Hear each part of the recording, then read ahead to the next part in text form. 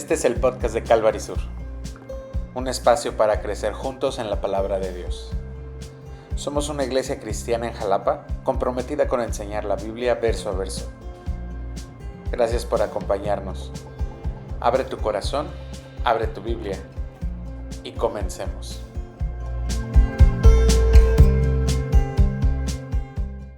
Unos adoran al niño Dios y nosotros adoramos a un Dios que, al igual que tú y que yo, fue niño en algún momento, ¿sí? Pero déjame decirte a manera de prefacio que hoy tengo la intención de convencerte de una idea. Quizás la razón por la que no hemos comenzado a dar fruto en nuestra vida cristiana, o quizás la razón por la que no damos más fruto del que ya hemos dado, o quizá la razón por la cual no podemos salir de un pecado continuo, es la siguiente. Tenemos una idea muy básica de nuestro Señor Jesucristo. Una idea muy trivial. Entendemos el Evangelio como iglesia protestante, que Cristo vino a vivir una vida perfecta, a entregarla por nosotros en la cruz. Afirmamos su gloriosa resurrección. Somos excelentes para eso como iglesia evangélica. Pero quiero hacerte algunas preguntas. ¿Será posible que has reducido de forma involuntaria, evidentemente, a porciones manejables y predecibles de la Biblia? ¿Has reducido la persona de Jesucristo? ¿Lo adaptas a los pasajes cómodos o a los pasajes fáciles y evitas los difíciles? ¿Será que hayas buceado por aguas en la orilla de la playa en cuanto a su persona y realmente crees que ya conoces hasta el fondo del océano de su corazón? Como introducción quiero ponerte una frase que dice el pastor Dane Ortlund. Si me puedes pasar la siguiente diapositiva, Lalo, por favor. Creo que no hay. Bueno, te lo voy a leer. Dice lo siguiente y voy a citar. Todos diluimos a Jesús involuntariamente. Lo reducimos a lo que nuestras mentes pueden imaginar de forma natural. Pero la Biblia nos corrige. Nos dice que dejemos de hacer esto. Sin una Biblia, solo podremos crear un Jesús a nuestra propia imagen de manera moderada y en su mansedumbre y misericordia. Las Escrituras derriban al Jesús diluido y revelan al verdadero Cristo. Lo que encontramos en la profundidad de su corazón es mansedumbre y humildad. ¿Me prestas tú ese? Sí, debe estar en la mochila. En la bolsita de la mochila.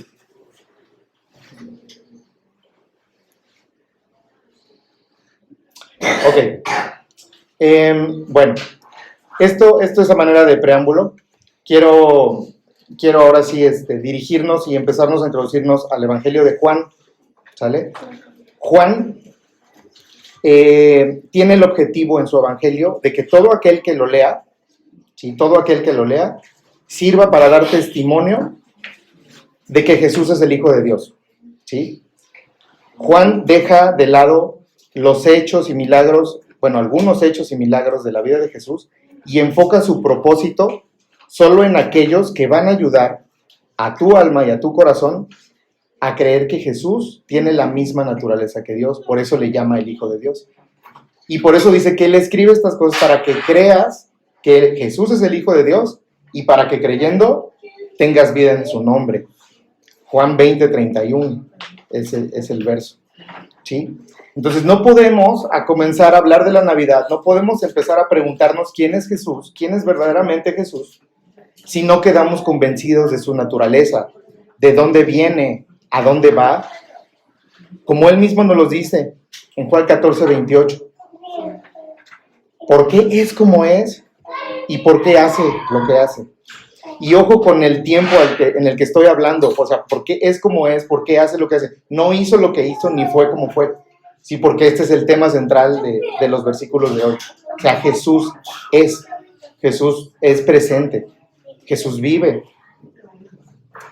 Recuerda, mi hermano, que la Biblia es un libro fácil de leer, cuando tenemos las herramientas adecuadas. Su lectura, su comprensión debe ser sencillo cuando entendemos los contextos, a quién iba dirigido, quién lo escribió, por qué lo escribió y qué fue lo que entendió el primero que lo leyó, ¿sí? O la primera audiencia. Cuando logramos entender eso, entonces podemos entenderlo un poquito mejor y podemos aplicarlo mejor a nuestras vidas.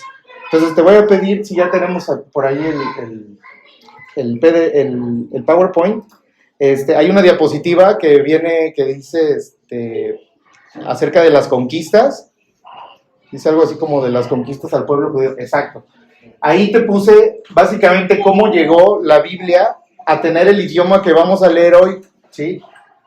Fueron los pueblos que generalmente, o las naciones que conquistaron a los judíos, y a través de las cuales sus usos, sus costumbres y su lenguaje se fue modificando, empezando por los filisteos en los tiempos de los reyes, ¿sí? O incluso antes, y todos los pueblos que terminan en los famosos eos, siguiendo por las cautividades de Babilonia, de Asiria, el imperio medo-persa, cuando leemos la historia de Artajerjes, de Ciro, posteriormente Alejandro Magno, que ya es el imperio griego, y en el Nuevo Testamento, pues el imperio romano. Todo esto, pásame la siguiente, por favor, todo esto causa esta variedad de lenguajes, de estilos literarios y sobre todo de pensamientos, como vamos a leer ahorita en Juan.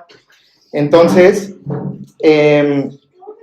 quiero ahora sí que vayamos a leer la palabra de Dios en Juan 1, y déjame orar antes de comenzar la enseñanza del pasaje. Señor, gracias por ser tan bueno. Te pido que sea tu Espíritu Santo quien hable a tu iglesia, Señor. Que sea realmente el Evangelio con poder el que llegue al corazón, Señor, de todos nosotros que necesitamos tanto de ti, Señor, aprender y ahondar más de ti y dejar de quizá tener una idea superficial, trivial, y si no la tenemos, Señor, entonces ahondar más en las inescrutables riquezas, Señor, que hay en tu corazón. Te lo pido, Señor, en Cristo Jesús. Amén. Ok, entonces si nos vamos a Juan 1:1, dice lo siguiente, vamos a leer desde el versículo 1 hasta el versículo 3, ¿sale? Dice, en el principio era el verbo, y el verbo era con Dios, y el verbo era Dios. Era en el principio con Dios. Todas las cosas por Él fueron hechas, y sin Él nada de lo que ha sido hecho fue hecho. Ok, esos son los 3 versículos que vamos a estudiar en este domingo, ¿sí? Déjame ponerte en la pantalla el bosquejo que encontré en estos 3 versículos, y si me pasas a la siguiente diapositiva, vamos a estudiar un poquito esto. Son palabras que se oyen complicadas, mis hermanos, pero no son complicadas en verdad, ¿sí? La preexistencia de Cristo, la coexistencia de Cristo con Dios, la preexistencia de Cristo en Dios, la coexistencia de Cristo con Dios, y por último, la autoexistencia de Cristo con Dios. Son prefijos que simplemente están modificando la palabra de la existencia, ¿sí? Preexistencia antes de la existencia. Coexistencia está existiendo con alguien más, y autoexistencia no necesita de nadie, o sea, existe en automático, no está necesitando de nadie, ¿sí? A eso nos llevan estos 3 versos, ¿sale? Entonces vamos a comenzar con el primer punto del bosquejo, que es la preexistencia de Cristo en Dios, ¿de acuerdo? Inmediatamente cuando leemos en el principio era el verbo, y el verbo era con Dios, y el verbo era Dios, nos surge una barrera de lenguaje muy, muy complicada, porque nos encontramos esta palabra, verbo, en la cual se refiere a Jesucristo, ¿sí? Es una palabra muy rara para mi gusto, en la que Juan eligió para referirse a Jesucristo, ¿sí? Pero por eso necesitamos el contexto gramatical e histórico para ver a quién le está escribiendo esto Juan y por qué está pensando o escribiendo de la manera en que está escribiendo, ¿sí? Entonces, creo que la palabra verbo es la palabra ideal para referirse a Jesús y para exaltar la naturaleza divina de Jesucristo, precisamente para las personas, para los primeros lectores que están leyendo esto, ¿sí? Entonces, el Evangelio de Juan está escrito en griego, pero está escrito en griego porque ya hay judíos helenizados, o sea, ya hay judíos que están adoptando el pensamiento griego, adoptando el idioma, y entonces ya se hizo, no un sincretismo, pero sí se hizo como una adaptación del pensamiento. Entonces, ¿qué quería decir el verbo, que en griego es logos, o qué quería decir el logos para los griegos, ¿sí? pues desde el inicio de los presocráticos, desde los filósofos antes de Sócrates, ¿sí? Si recuerdas tus materias de la secundaria, o sea, Pitágoras, Tales de Mileto, Heráclito, todos ellos decidieron buscar el origen de la vida, ¿sí? A través de la observación. Por ejemplo, Tales de Mileto proponía la hipótesis de que el origen de la vida tenía que venir del agua, porque a través de la observación, ¿sí? Decía, oye, pues si todo necesita de agua para vivir, pues entonces el origen de la vida es el agua. Después Heráclito viene y dice, no, ¿sabes qué? No puede ser el agua porque el fuego es una sustancia que está en constante cambio y entonces el cambio es el que realmente tiene el énfasis, tiene la prioridad, porque todo en este mundo está cambiando, porque nadie es la misma persona, porque ninguno se mantiene como el mismo lugar. Entonces son ideas muy primitivas de los filósofos griegos que empiezan a proponer como el origen de la vida, ¿sale? Posteriormente llegan a una idea un poquito más compleja de que ya no es un elemento, sino le empiezan a llamar el logos. ¿Y qué es el logos? Pues es una sustancia invisible, es una energía inmaterial que no puede ser creada, o sea, que tuvo que existir antes de todo lo creado, ¿sí? No lo podemos ver, no lo podemos tocar, pero tuvo que haber estado allí antes de que todo fuera creado. Sí, entonces por eso te puse una imagen aquí como del cosmos, porque eso es lo que yo me imagino cuando ellos proponen la idea del logos, ¿de acuerdo? Entonces, ahora vamos a ver qué significaba o qué quería decir el logos para los judíos. Esto es un contexto mucho más fácil para ellos, porque, pásame la siguiente, porfa. El logos para el judío es algo mucho más fácil o mucho más, que estaba mucho más acostumbrado a escuchar, porque ellos desde el libro del Génesis venían acostumbrados al término la palabra de Dios, ¿sí? Logos es palabra, estudio, ¿sí? Entonces, cuando ellos oían la palabra o leían la palabra logos, inmediatamente se trasladaban a la palabra de Dios, estaban muy relacionados. O sea, aquí te puse varios ejemplos de cómo ellos realmente entendían o ya estaban muy familiarizados, o sea, son como cachitos de versículos, ¿no? Y dijo Dios, oye Israel, el Señor tu Dios, uno es, así dice el Señor, los que guardan tus testimonios, la palabra del Señor vino o en mi corazón he guardado tus dichos. O sea, ellos, cuando tú les decías logos, inmediatamente captaban la idea de que era la palabra de Dios, la voluntad de Dios expresada en el lenguaje. Entonces, es por eso que Juan, inspirado por el Espíritu Santo, decide usar este término tan raro para nosotros que lo hemos traducido como el verbo, ¿no? Cuando Juan nos dice que en el principio era el verbo, está comunicando, por un lado, a aquellos pensadores griegos que llamaban el logo, que todo lo que han pensado acerca de la causa original de la realidad, con todos los atributos que le pusieron, es correcto, menos algo. No es una fuerza.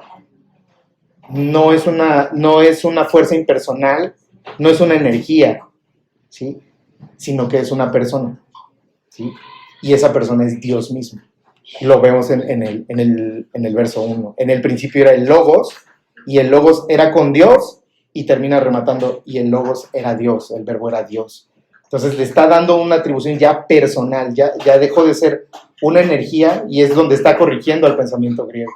Pero por otro lado también les está diciendo a los judíos, toda esa voluntad, ¿sí?, del lenguaje de Dios, de la palabra de Dios, de la inspiración de Dios que vienes leyendo en todos los libros de la Torá, de los profetas, de la ley, toda esa palabra de Dios ahora se ha hecho una persona.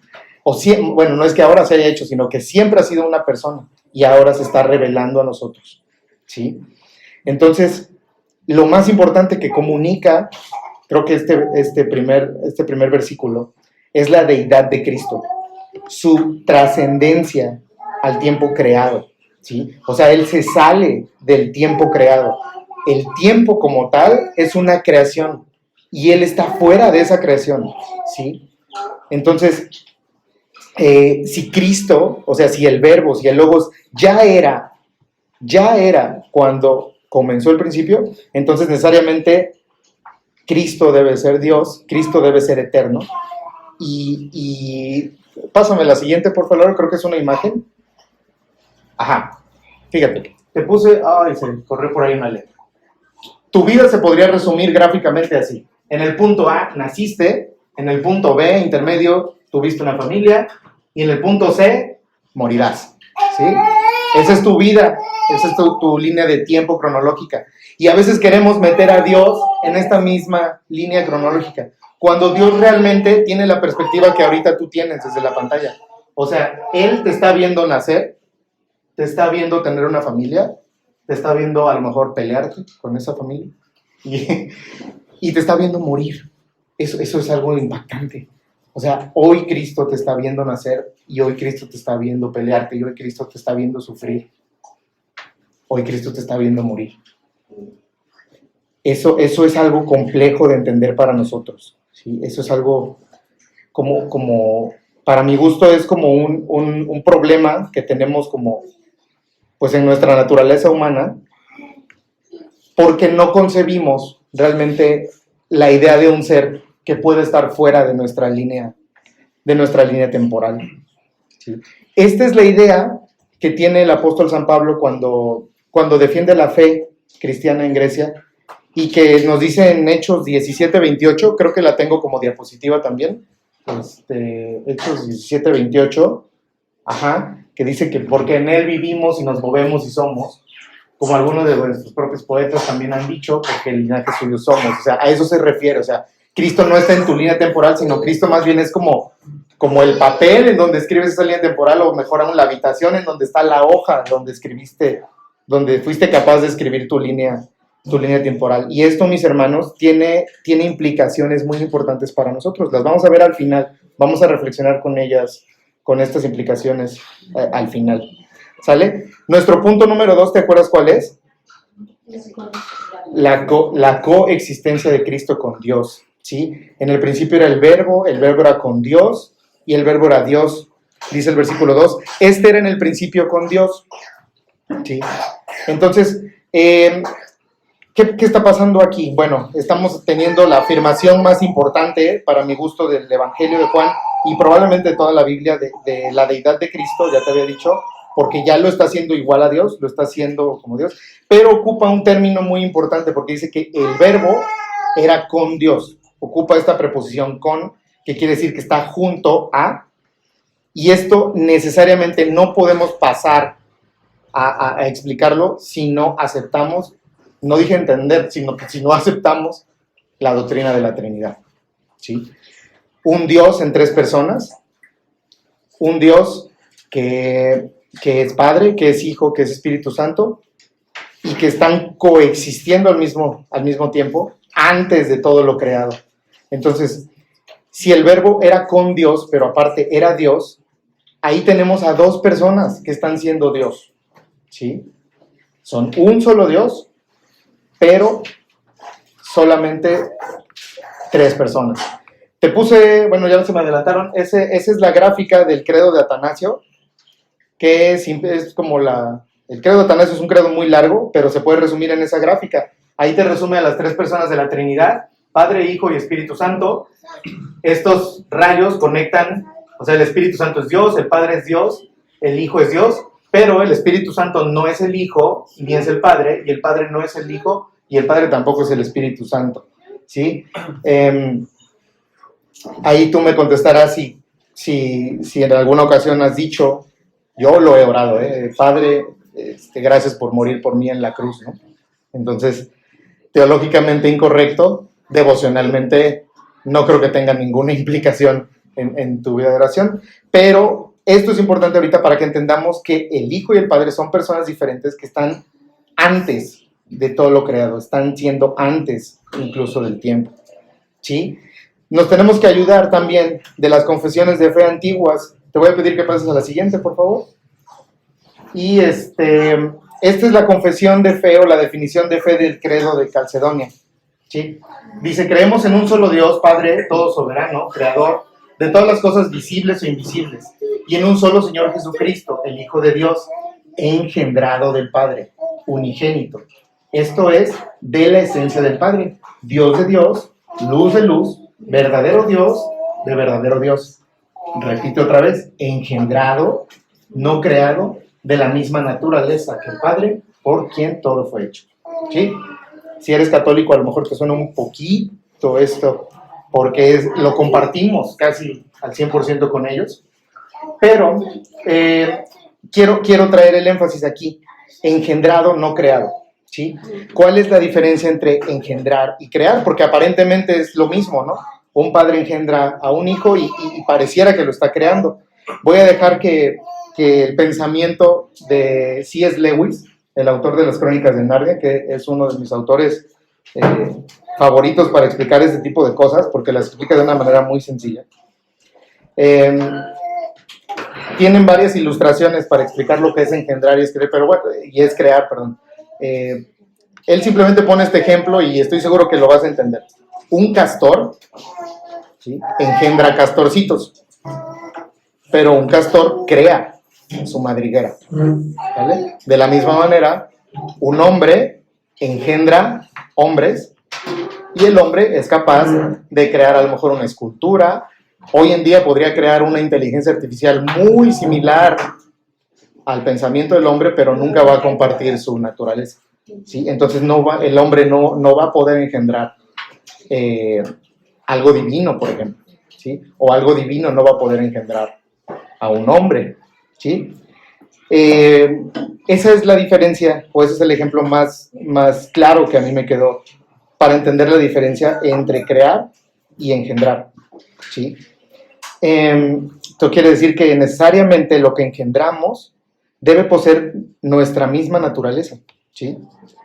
Por eso, hermanos, hasta cierto punto es correcto decir que solo Cristo es el Hijo unigénito de Dios y nosotros somos su creación hecha a su imagen y semejanza.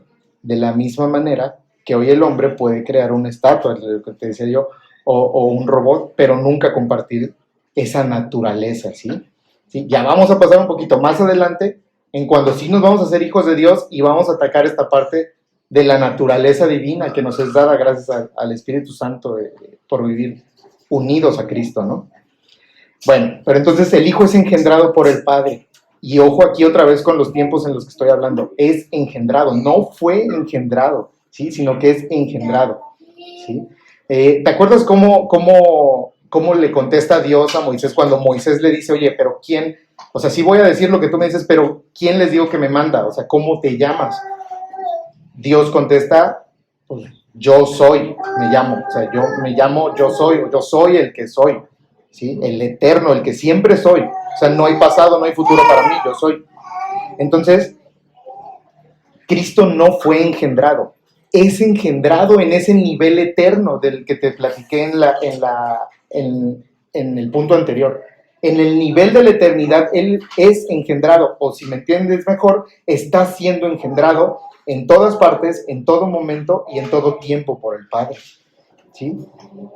Y seguramente nos estamos preguntando, pero aquel que engendra necesariamente debe ser primero que el que engendró, ¿no? O sea, para mí la conclusión lógica es esa. O sea, si Cristo es engendrado por el Padre, entonces el Padre tuvo que ser primero. A lo que yo te podría contestar, es lógico, pero no en todas las cosas funciona así. De la misma manera te voy a traer otra imagen, otro ejemplo que nos ayuda este mismo autor, C.S. Lewis, y nos pone la siguiente, ándale. Es un ejercicio de imaginación. Imagínate, pero te voy a ayudar con la pantalla. Imagínate dos libros puestos a un mismo nivel sobre una mesa, ¿sí? Todavía no le vamos a llamar a ningún libro de ningún nombre, ¿no? Sí. Y después, imagínatelos, ahora sí lo siguiente, imagínatelos poniéndolos uno sobre otro. Inmediatamente, en el mismo momento que lo pusiste uno sobre el otro, ya le puedes dar dos categorías, ¿no? Ya le puedes llamar el de arriba y le puedes llamar el de abajo. Mi pregunta es, ¿cuál fue primero, el de arriba o el de abajo? Ninguno fue primero que el otro. No le puedes llamar el de arriba hasta que lo pusiste arriba. Y no lo puedes llamar el de abajo hasta que pusiste el otro, ¿sí? Los dos empezaron a ser al momento en el que los pusimos en esa posición, ¿sí? Por eso te digo que no todo funciona así. Esto es el ejemplo que para el mismo C.S. Lewis dice, es un ejemplo muy, incluso hasta blasfemo, dice, comparar a nuestro Señor con dos libros, ¿verdad? Pero es una imagen que nos ayuda a entender cómo Cristo es engendrado y cómo Cristo ha coexistido con el Padre desde la eternidad, ¿sí? El Padre no es antes que Cristo, Cristo es eterno, ¿sí? Es una interacción continua entre el Padre y el Hijo, y sin querer sonar irreverente, a mí me gusta el baile, ¿verdad? Pero si me lo permiten, es una danza majestuosa y amorosa entre dos personas, en una perfecta armonía, que siempre está sucediendo, o sea, está sucediendo al nivel eterno, y de la cual procede un sentir, un ambiente, una energía motora, o un espíritu, que es el Espíritu Santo. Pero bueno, eso ya será otro tema que no vamos a tocar hoy, porque no nos va a dar tiempo. Entonces, pero esta es la idea que quiero que retengas en el corazón. Cristo es Dios, y al igual que el Padre, no tiene un origen. Cristo es engendrado eternamente por el Padre, te lo vuelvo a repetir. Él sale del tiempo y por lo tanto no podemos siquiera pensar en un inicio porque no está sujeto a las reglas del inicio y del final, ¿sí? Irónica e intencionalmente titulamos el nombre de la serie de hoy para ayudarte a esta reflexión y para que contestes siempre esa pregunta, ¿no? De cuál es el origen de Cristo. Pues la respuesta ya te la dije y muy seguramente la sabías, ¿no? Cristo no puede tener una datación de origen, no puede tener un origen, ¿sí? Y bueno, vamos a pasar al punto número 3, para que no nos coma tanto el tiempo. La autoexistencia de Cristo. Si leemos nuevamente el verso 3, dice, todas las cosas por Él fueron hechas, y sin Él nada de lo que ha sido hecho fue hecho.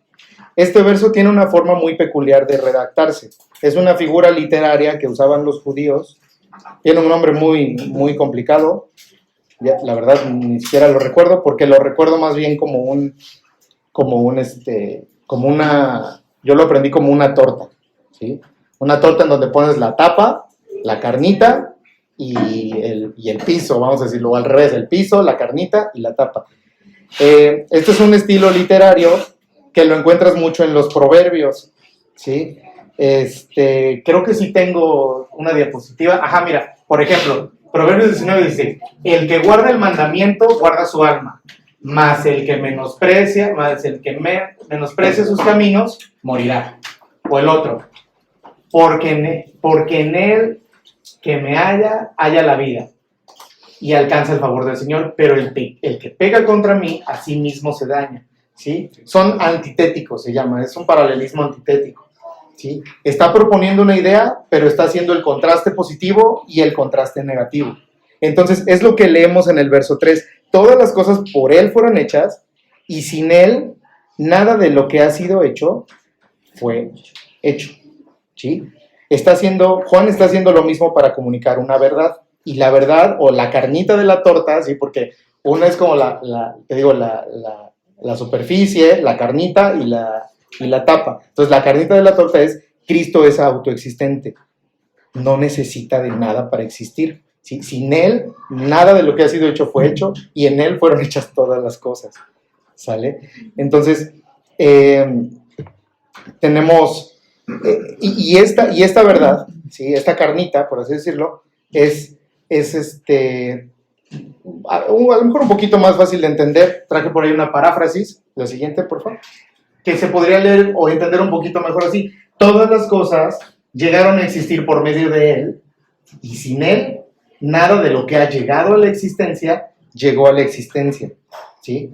¿Por qué? Porque en el original no es el verbo hacer, ocupa la palabra hecha, ¿no? O ha sido hecho, sino en el original la palabra es existir. Entonces, yo lo entendí un poco mejor como ha llegado a la existencia o llegó a la existencia, por ejemplo, ¿no? Esa es la propuesta, ese es el corazón de este verso, ¿no? O sea, que todas las cosas llegaron a existir por medio de Él, ¿sí? Y es una declaración, o es de las declaraciones más fuertes que tiene el evangelista, ¿sí? Porque solo aquel que existe en sí mismo, ¿sí? O solo aquel que es autoexistente, puede traer a la existencia todo lo demás. Ahora, esto no es algo que solo Juan propone, es una declaración que está conectada con toda la Biblia. Te traje por ahí unos versos, no los vamos a poner, nada más por si les quieres tomar una foto o anotar, si es que estás tomando notas, pero es donde en todos esos versos es donde generalmente Pablo o el autor de Hebreos nos llevan a que todas las cosas por medio de él fueron creadas, a que todas las cosas han sido sustentadas por él y están siendo sustentadas, ¿sí?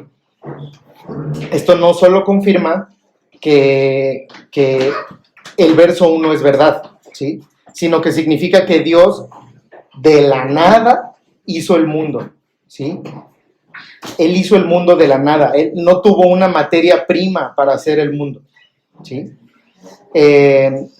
No es algo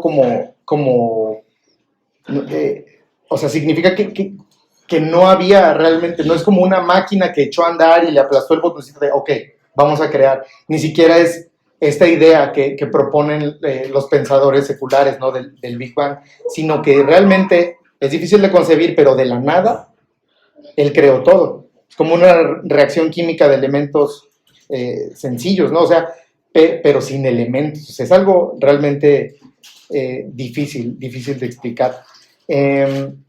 Pero es importante debido a que su autoexistencia, lo vamos a ver igual ahorita en las aplicaciones, pero es demasiado importante. Si me pasas a la siguiente diapositiva, no, antes, creo que no era. Es que ya dije lo de la reacción química, ¿verdad? Sí, creo que traigo ándale, esa, exacto, ajá. Hebreos 1 y 1:2 dice, 1 y 2.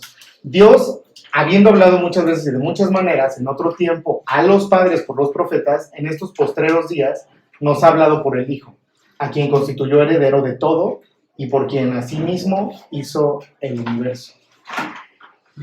Entonces, aquí este verso nos afirma todo lo que hemos leído, y lo más bonito de este verso, que ocupé para apoyar la autoexistencia de Cristo, es que en el original, o sea, aquí leemos que en otro tiempo Dios habló a través de padres y profetas, pero hoy nos ha hablado por el Hijo. En el original no dice por el Hijo, dice por Hijo. O sea, Dios ha hablado en Hijo, como si estuviera diciendo, Carla habla en inglés, nada más. O sea, Dios habla en idioma Hijo, Dios habla en Hijo, ¿sí? Entonces, esto ya fue contundente para los hebreos, bueno, es el libro de Hebreos, ¿verdad? Pero fue contundente para los judíos. O sea, no vas a encontrar más revelación en los profetas, en la ley, en la Torá o en el Antiguo Testamento, sino que la vas a encontrar en Cristo, ¿sí? Porque Dios hoy decidió ya hablar en idioma Cristo, ¿sale? Ahora sí, a estas alturas, vamos a pasar a la sección de las aplicaciones. Vamos a ver la reacción esa que puse, porque es cuando estaba explicando lo del que por medio de él fueron hechas todas las cosas, pero de la nada. O sea, esta es una reacción bien sencilla que ocurre, bueno, entre comillas, ¿no? Bien sencilla, que gracias a Dios ocurre dentro de nuestro cuerpo.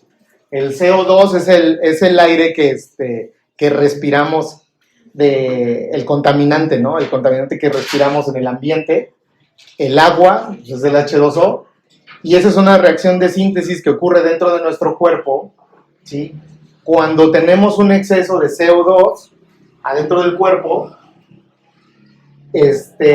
ocurre una reacción bien milagrosa, porque gracias a eso no acumulamos el CO2, pero entra un agente externo, ¿sí? Que se llama anhidrasa carbónica, que lo tenemos en el cuerpo también, y se llama un catalizador, ¿no? Se llama un catalizador. Pero esto es un agente externo que sin él, esto no puede reaccionar. Solamente cuando entra, por eso lo puse arriba de la flechita, sin eso no reacciona. Y gracias a esa enzima, nosotros podemos sintetizar el CO2 en ácido carbónico, el cual es súper útil también para nuestro cuerpo. Ahora, más o menos quería explicarte eso, pásame la siguiente. Más o menos es así lo que está planteando Juan, nada más que Cristo es el agente de cambio y no hay nada aquí, ¿sí? No hay nada, y de la nada está creando, te puse el famoso CHON-SP, que son los elementos básicos para la vida, o lo que conocemos como vida, ¿no? Carbono, hidrógeno, oxígeno, nitrógeno, azufre y fósforo, ¿no? Entonces, eso es más o menos lo que el autor está está proponiendo, ¿sale? En esta cosa de cuando dice que por medio de él, a través de él y en él fue el agente de cambio sustentador. Ahora sí pasamos a las aplicaciones, por favor, para que no me coma tanto el tiempo. Seguramente a estas alturas te estás preguntando de qué me sirve comprender estos atributos de Dios y qué significado pueden tener para mí y para otros en el mundo y en los tiempos en los que estoy viviendo hoy. Y voy a dejar que A.W. Tozer te conteste estas preguntas porque no quería dejar pasarlo. Y lo voy a citar. Dice, le hicieron esta pregunta a A.W. Tozer y contestó lo siguiente, dice, a esto contesto que somos una obra de Dios y de esto sigue como consecuencia que todos nuestros problemas y sus soluciones son teológicas. Es indispensable tener cierto conocimiento de Cristo y de la clase de Dios que opera el universo para tener una filosofía sana sobre la vida y una visión cuerda sobre el escenario del mundo en el que vives. Entonces, como aplicaciones, después de haber sido impactado con esta respuesta, que a mí me dejó muy impactado cuando la leí, déjame compartirte las siguientes aplicaciones.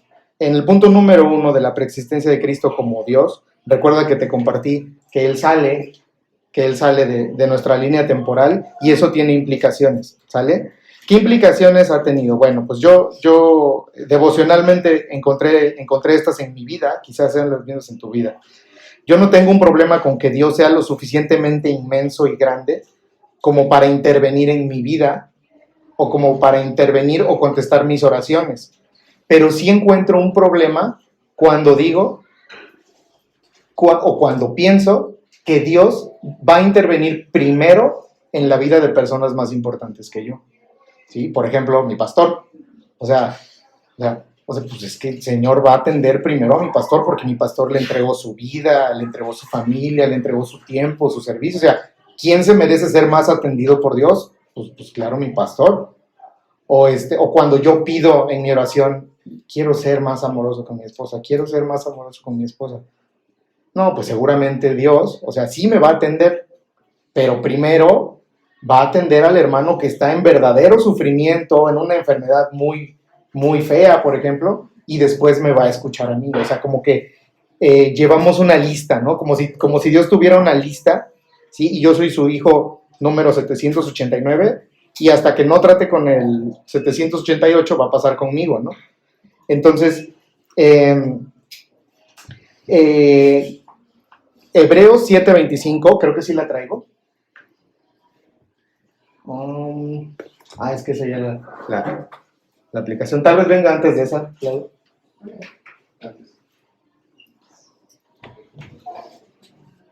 Bueno, si no viene, Hebreos 7:25 nos declara que Cristo está intercediendo por nosotros, porque Él vive perpetuamente para interceder por nosotros, ¿sí? Pero esto quiere decir precisamente eso, que Cristo salió o no está dentro de tu línea temporal y está intercediendo en la eternidad por ti. O sea, todo esto te tiene que animar a que no te conformes con una idea de Dios de que tenga una lista, ¿sí? ¿Sí? O sea, no tengas ese conflicto con su preexistencia, ¿sí?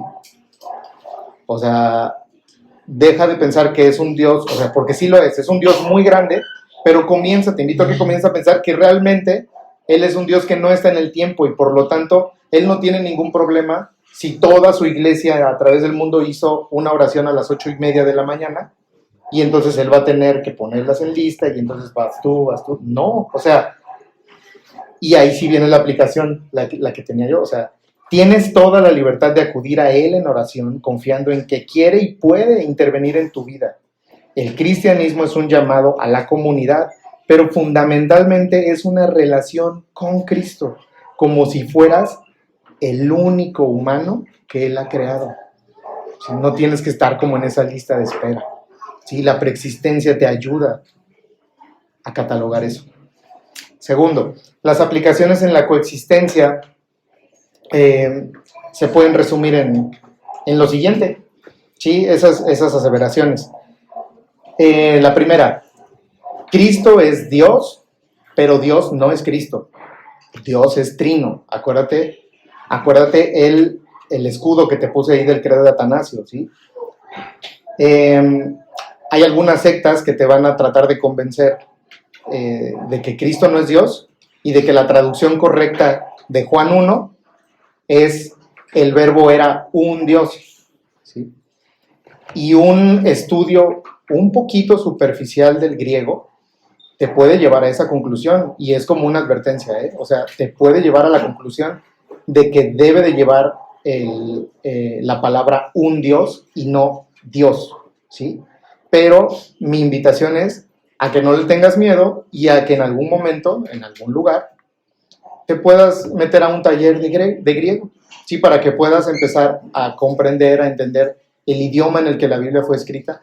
Y pues la respuesta rápida es que o más bien, porque yo no lo he hecho, sino que los eruditos que le han dedicado su vida al estudio de los idiomas originales de la Biblia, y algunos ni siquiera han sido creyentes evangélicos, han llegado a la conclusión de que no se le debe de poner la palabra un Dios, sino que lo correcto gramaticalmente es poner el verbo era Dios, ¿sí? Pero te invito a que tú lo descubras por ti mismo y no confíes en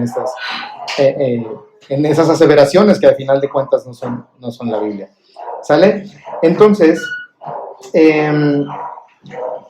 Cristo, bueno, ya te dije, Dios es trino, ¿no? Pero de ahí vienen las aseveraciones negativas.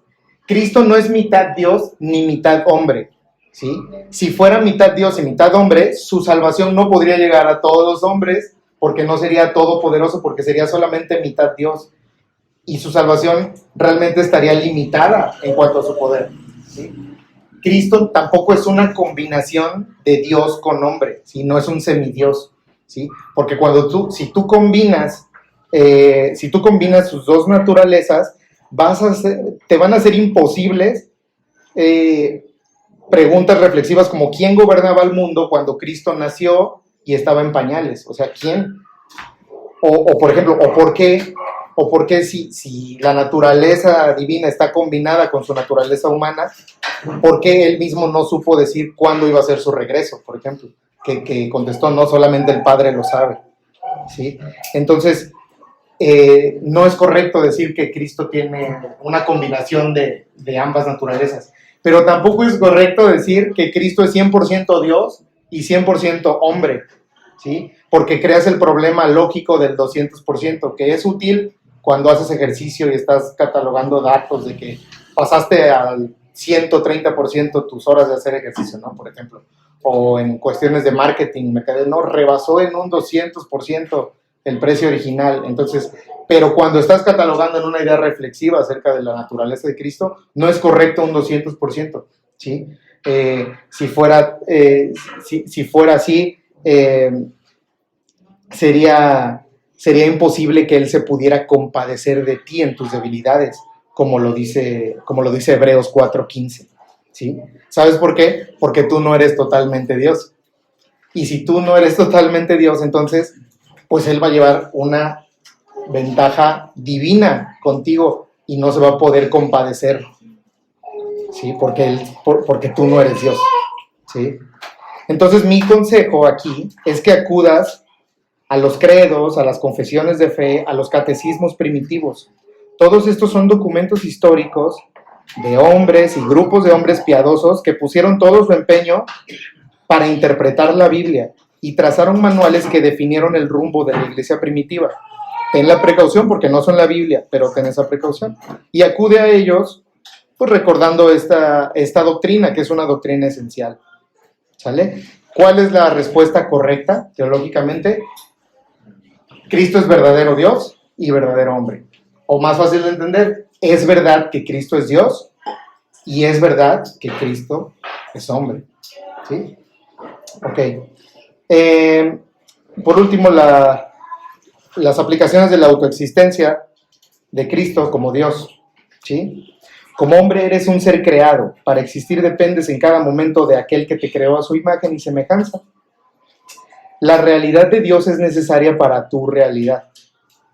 Cuando estudiamos el verso de todas las cosas por Él fueron hechas y sin Él nada de lo que ha sido hecho fue hecho, estudiamos la voluntad creadora de Dios y dentro de esta voluntad se encuentra la capacidad para pecar.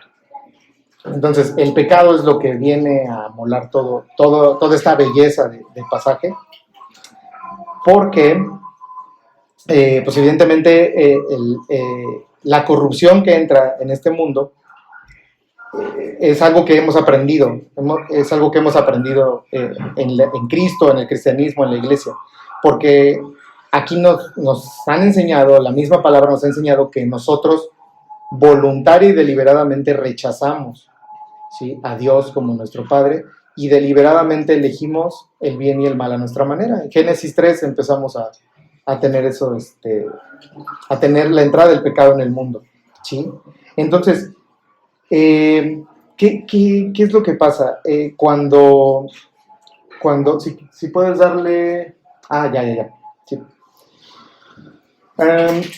Cuando tú decides el bien y el mal a tu manera, o sea, cuando decides pecar en contra de Dios, cuando le dices, ¿sabes qué, Dios? Esto es mío, aquí no te metes, yo decido el bien y el mal a mi manera, dejas de ser como un planeta que necesita a su sol para poder vivir y te haces tú el propio sol y quieres que todos giren alrededor de ti, ¿sí? El hombre, en su naturaleza, reta a la autoexistencia de Cristo, ¿sí? Porque quiere ponerse en su lugar. El hombre se pone como autoexistente, ¿sí? ¿Cómo se ve esto? ¿O cuáles son estas señales? Para que las puedas identificar. Creo que ahí están, pero te las enumero rápidamente. Cuando aceptas la soberanía de Dios en todo tu alrededor, o en todas las personas de tu alrededor, pero cuando te toca aceptarla en tu vida, ¿qué dices? No, en mi vida no. En mi vida rechazo la soberanía de Dios. No acepto esta enfermedad. No acepto este sufrimiento. No acepto este problema. No acepto que Dios sea eso. No, es que no. O sea, aquí necesariamente Dios tiene que estar fuera. Otra señal. Cuando con actitudes demuestras que el dominio de Dios acaba a donde comienza el tuyo.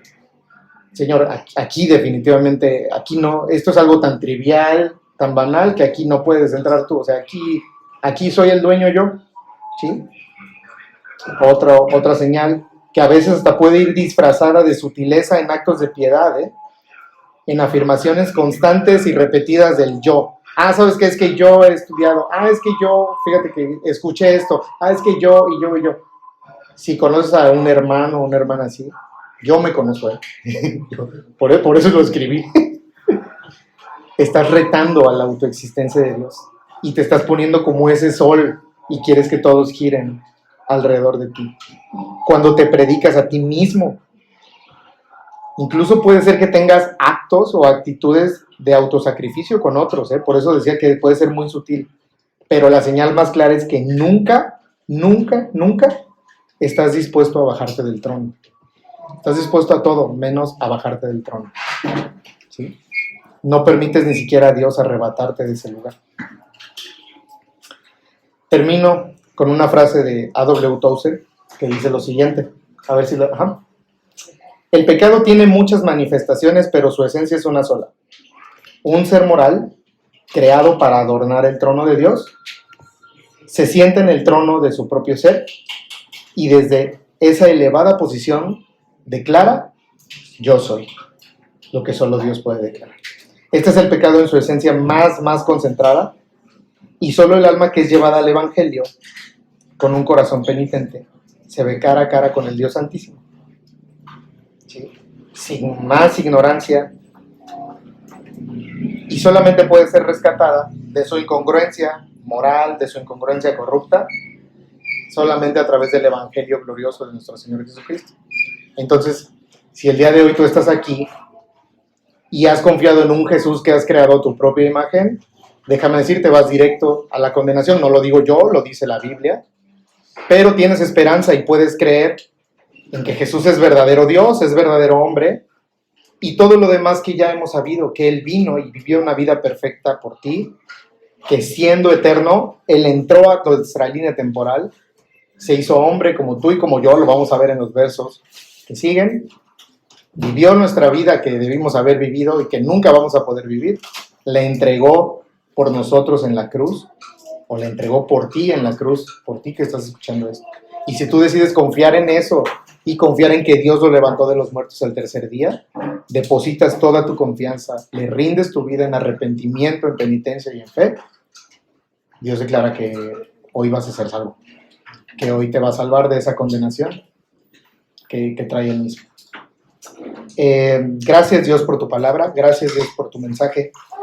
Te pido, Señor, por todos aquellos que quizá no te habíamos conocido de la manera ni habíamos ahondado en estos 3 versos de la manera en la que tú quisiste llevarnos hoy.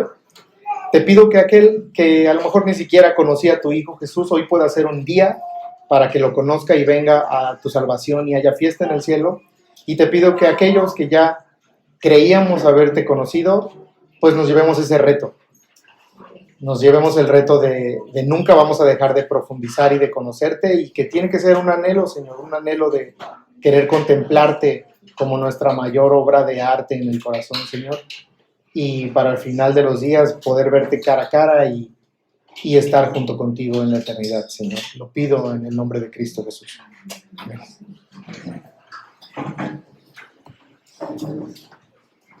Gracias.